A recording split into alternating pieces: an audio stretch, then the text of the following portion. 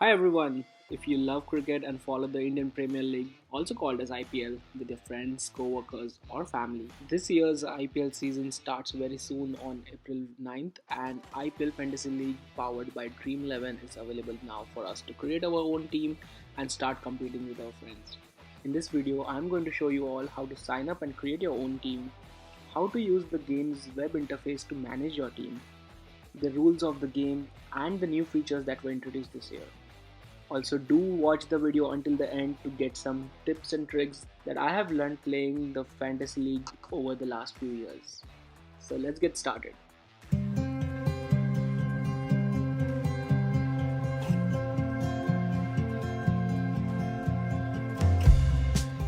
So, let's get started by going to the IPL T20 Fantasy League website and signing up to create our Fantasy League team.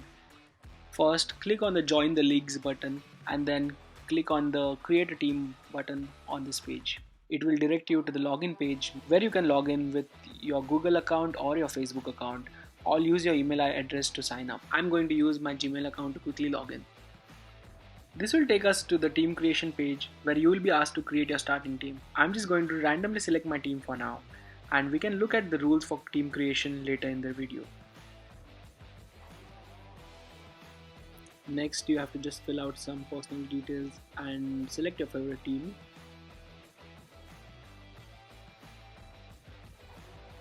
And that completes our sign up process. Here you will notice that the team name has already been assigned to you. It is craving runners in our case. So to change that, go to more, my profile, and then edit the field for team name to the name that you desire. Remember that this team name is permanent, so whatever team name you choose, you won't be able to edit it later on. Now let's take a look at what are the new features that were introduced in this year's IPL Fantasy League. So they have introduced something called boosters, which are like special powers that can be used only once throughout the tournament. We'll talk more about these power-ups later in the video. The next is the ability to make one free uncapped transfer every match. This year they are also allowing match level transfers. What that means is if there are two matches on any given day, you can make transfers in between the matches so that they are applicable for the second match. They have also added some new stats which will help you choose the players for your team. Something new that they have introduced this year are badges. These are like achievements that you can complete throughout the tournament. The last new feature is the admin controls for the league admin to kick any team out of the league.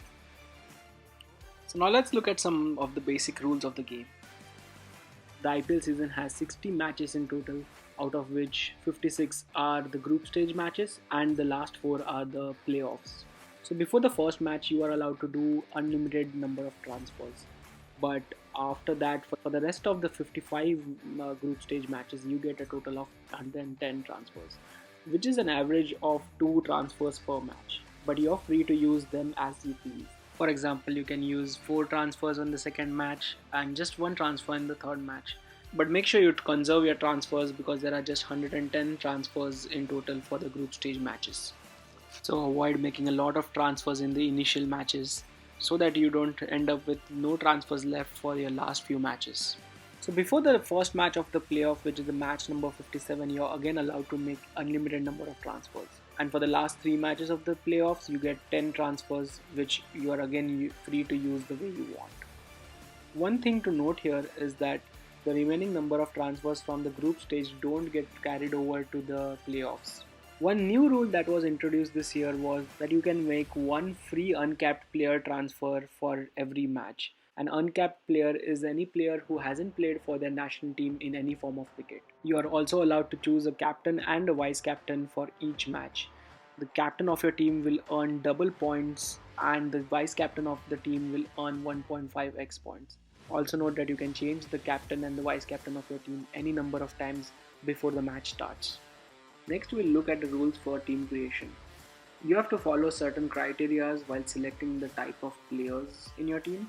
Like you need to have minimum 1 wicket keeper, 3 batsmen, 1 all-rounder and 3 bowlers in your team. On the other hand, you can have a maximum of 4 wicket keepers, 6 batsmen, 4 all-rounders and 6 bowlers in your team. Based on these constraints, You can choose different players for your team to make it a batting heavy team or a bowling heavy team or a balanced team. Each player participating in IPL is assigned some credits which remain constant throughout the season. You have a maximum of 100 credits to form your team. What that means is the sum of the credits assigned to the players in your team cannot exceed 100. So if you are thinking of taking all the top players in your team, that's not happening. You'll have to balance your team by taking some top players and some average players. As mentioned earlier, you can also select one captain and one vice captain in your team. The captain gets double points and the vice captain gets 1.5x the points. You are also limited to taking a maximum of 7 players from any particular IPL team. There is also a restriction on the number of overseas players that you can take in your team. Overseas player is any player whose nationality is not Indian. You can take a maximum of 4 overseas players. Now let's talk about the leagues. Fantasy IPL allows you to create leagues which are similar to groups where you can invite others and compete with them. It is really fun to play with your friends or families or co-workers. For example, last year I hosted a fantasy league at my workplace and it was a lot of fun to compete with everyone across the company. Now let's look at the point system. The whole idea of Fantasy IPL is to select players which will perform very well during the match and give you a lot of points. While batting, for each run that the player scores, the player gets 1 point. But if the player scores a 4 runs, then the player gets 5 points. And if he scores a 6, then the player earns 8 points. If during the entire match the player scores more than 30 runs, the player gets 4 bonus points. If they score more than 50, they get 8. And if they score more than 100, they get 16 bonus points. But if they get dismissed on a duck, then they get minus 2 points. Also, with every bonus awarded, the previous bonus gets cancelled. For example, if the bonus for 100 runs is awarded, then the previous bonuses for 30 runs and 50 runs are cancelled. For bowling, any wicket that a bowler takes, which is a LBW or a bowled, gets 33 points. For any other wicket except for an out, it gets 25 points. If the bowler bowls a maiden over, the bowler gets 12 points. There are bonus points for wickets too. If a bowler takes 3 wickets, he gets 4 points. For 4 wickets, 8 points. And for 5 wickets, 16 points. Even here, for any bonus awarded, the previous bonus gets cancelled. For example, if the bowler takes 5 wickets, the bonus is awarded for 4 and 3 wickets gets cancelled. If a fielder takes a total of 1 catch during the match, he gets 8 points. For 2 catches, 16 points. 3 catches, 28 points. For 3 plus catches, the player gets 28 points for the first 3 catches and 8 points per catch for all the subsequent catches. For runouts, any direct hit gets 12 points. If it is not a direct hit, then the thrower and the catcher both get 6 points each. If there are 3 players involved in the runout, then only the last 2 players handling the ball will get 6 points each. As discussed earlier, captains get double the amount of points and vice captains get 1.5x their points. Boosters are a new feature introduced this year. A booster can only be used once during the whole season, so do use it wisely. There are 3 kinds of boosters. Double up will double all your players' points for that particular match. Super transfer will allow unlimited number of transfers for that particular match. And the last one is triple impact, where you can triple the amount of points that a player gets in that particular match. Remember that triple impact cannot be applied to a captain or vice captain. Bowlers can also earn or lose points based on the economy rate. If it is less than 5, they gain 6 points. Between 5 and 6, they get 4 points. And between 6 and 7, they get 2 points. If it is about 12, the player loses 6 points. If it is between 11 and 12, the player loses 4 points. And between 10 and 11, the player loses 2 points. Players are also awarded 4 points for just making appearance in the match. Substitutes don't get points unless the reason for substitution is concussion or COVID-19. No points are awarded for activity during super overs. Now let's look at how to make transfers. Select Make Transfers button on the home screen, and that will take you to this UI where you can make the transfers that you want. It will show you the current selection of your team, and then you can select or unselect any players that you want. Remember that each transfer that you make will be deducted from the total number of transfers available to you. Also, undoing the transfer before the match will result in an additional transfer. So plan and make your transfers This UI will also show you information of all the available players, like the number of credits assigned to each player, the points they have scored so far in the tournament, and the percentage of teams that have this player in their team. It will also show you stats about your own team, like the number of overseas players in your team right now, the credits balance for your team, and the number of players currently selected. There are also filters available for you to narrow down your search of players. You can select a booster for the upcoming match by clicking on the booster button and selecting one of the boosters that you desire. Remember that each booster can only be used once throughout the tournament. Once you're done with the team changes, click on continue to go ahead and select your captain and vice captain for the team, and then you can click on confirm to finalize the transfers for your team. Finally, let's look at the tips and tricks to score well in the game. The first trick I have is the time that you should finalize your transfers. I would recommend that you plan the transfers for the next day's game beforehand, but you only finalize those transfers 15 minutes before the game starts. The transfer deadline is the start of the game, and the team lineup is announced 15 minutes before the game. So if you know the team lineup, you can confirm that the players you have chosen to play in today's match are actually playing. The next tip is to plan your transfer strategically.